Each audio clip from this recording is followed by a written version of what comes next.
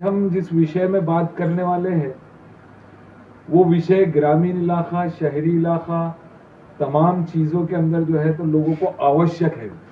खेतों के रास्ते, खेतों के मार्ग, खेतों के गाड़ी मार्ग, ये तमाम चीज़ों के ऊपर मालूमात हमको देना है। उसके अंदर जो है तो जिससे वाद विवाद, तंटे होना कम हो जाएंगे या बहुत ज़्यादा कम हो जाएंगे। जो महसूल विभाग पे से और पुलिस प्रशासन पे का भी भार कम हो जाएगा मालूमात और जनरल नॉलेज की वजह से।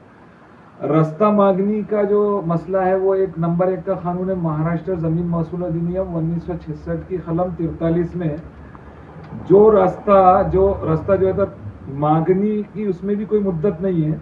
जो रिकॉर्ड पे रास्ता नहीं है, नवीन रास्ते की मांगनी है, अड़ौलेला रास्ता नहीं आए, अस्तित्व में नहीं है, वो रास्ता नहीं है, तो ऐसे रास्ते जो है जो नए सिरे से मांगे जाते हैं वो कलम 143 के तहत मांगे जाते हैं।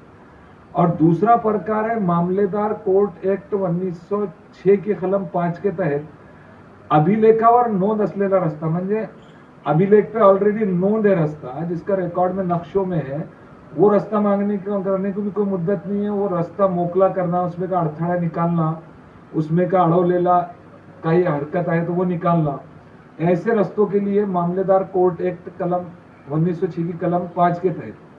और जो रास्ता अस्तित्व में नए से मांगना है, न्यू रास्ता मांगना है, वो महाराष्ट्र जमीन महसूल अधिनियम 1966 की कलम 143 के तहत मांगा जाता है।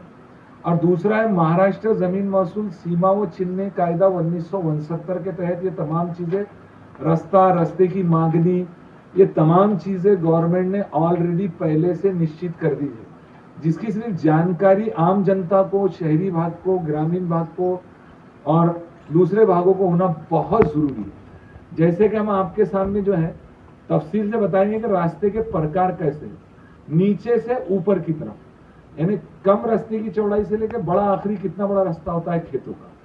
तो पहला रास्ता ऐसा विविध प्रकार के रास्तों के अंदर ऐसा आता है कि सरबांध बोल के होता है। सरबांध सिर्फ 4 फुट का होता है, उससे बड़ा होता है साधारण रास्ता जो 6 फीट का होता है। उसके बाद भाताच्या बागायत जमीन से जो रास्ता है तो 7 से 8 फुट चौड़ा होता है।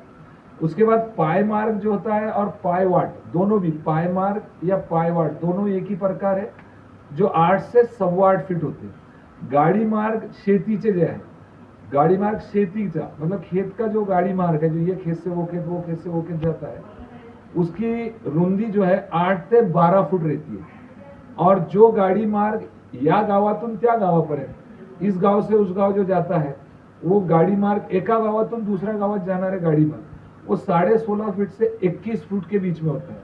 उसके बाद शेद बांध रास्ता 14 से 15 फीट के अंदर होता है। उसके बाद पांदी, शिव पांदी या शेद पांदी जिसे कहते हैं वो 33 फुट होती है। इस तरह जो है तो ये रास्तों के प्रकार और उनकी रुंदी की मालूमात मैंने जनहितार्थ सद्भावना पूर्वक इन द गुडविल आप सबके सामने पेश किया हो, और आप जो है तो इसको रिकॉर्ड में रखें और किसी किस्म का कोई वाद विवाद नहीं करते हुए कानून की प्रक्रिया के हिसाब से रास्तों की मांगनी, तमाम चीजों की मांगनी करें। अब रहा दूसरा सवाल कि रिकॉर्ड का डेफिनेशन क्या है, जैसे द डेफिनेशन ऑफ रिकॉर्ड, जतन करना कैसा है रिकॉर्ड का। तो रिकॉर्ड जतन करने का ऐसा है कि जो पुरातन अभिलेख है, जिसे ए क्लास रिकॉर्ड बोलते हैं, ए क्लास रिकॉर्ड परमानेंटली जो है कायम रखा जाता है। बी क्लास रिकॉर्ड जो है तो 30 साल संभाला जाता है प्रशासन का, शासन के द्वारा। C1 क्लास का जो रिकॉर्ड है वो 10 साल, C2 क्लास का रिकॉर्ड जो है वो 10 साल, और डी क्लास का जो रिकॉर्ड है तो वो रिकॉर्ड जो है 18 महीने के बाद जो है तो उसको जो भी शासन की प्रक्रिया है, प्रशासन की जो प्रक्रिया है, शासन का जो आदेश है, उसके तहत जो है तो उस रिकॉर्ड को 18 महीने के बाद डी क्लास के रिकॉर्ड को नष्ट कर दिया जाता है। अब रास्ता मांगने के जो रिकॉर्ड से जहां जहां शेतकरी, आम नागरिक परेशान रहते हैं, वो जो रास्ता मांगने के लिए अभिलेख ढूंढते हैं, तो उनके लिए इसके अंदर 13 से 14 प्रकार के जो है तो रिकॉर्ड से, जिसके अंदर रास्ते के उतारे वगैरह मिलते हैं, जैसे कि खासरा पत्रक, पाहनी पत्रक, अ ब क ड पत्रक, सर्वे नंबर के उतारे, गट नंबर के उतारे, गट स्टेटमेंट, गट नकाशे, सर्वे नकाशे, गांव के नकाशे जो आते बड़े बड़े, टोच नकाशे, शेतवार नक्कल, वसलेवार की नक्कल, टिपन, रजिस्ट्री नोंदी जर असेल, रजिस्ट्री के अंदर कोई रास्ते का है वहां, एकत्रीकरण पूर्वीचे पुरावे, एकत्रीकरण नंतरचे पुरावे, पुरातन उर्दू, फारसी, मोडी भाषा, तेलुगु भाषा, देवनागरी भाषा का जो पुराना रिकॉर्ड है जिसमें नोंदी है रस्तों की, वो रस्ते, शासन निर्णय, और ये तमाम चीजों को अगर मांगना है तो उसको शासन निर्णय जो है दिनांक 4/11/1987 और शासन निर्णय दिनांक 10/10/2002 के शासन निर्णय के हिसाब से इसको मांगा जा सकता है। और वो तहसीलदार साहब के पास उसकी एप्लीकेशन करना, और वो प्रक्रिया सब आम लोगों को मालूम है, और उसके बाद फिर प्रोसेस चालू होता है।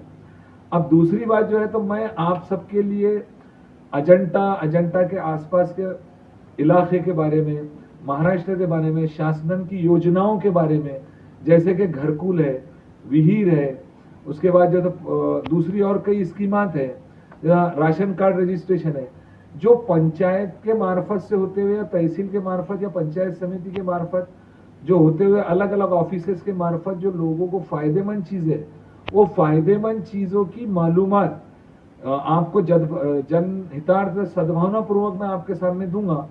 उस मालूमात का जो आप फायदा उठाएं।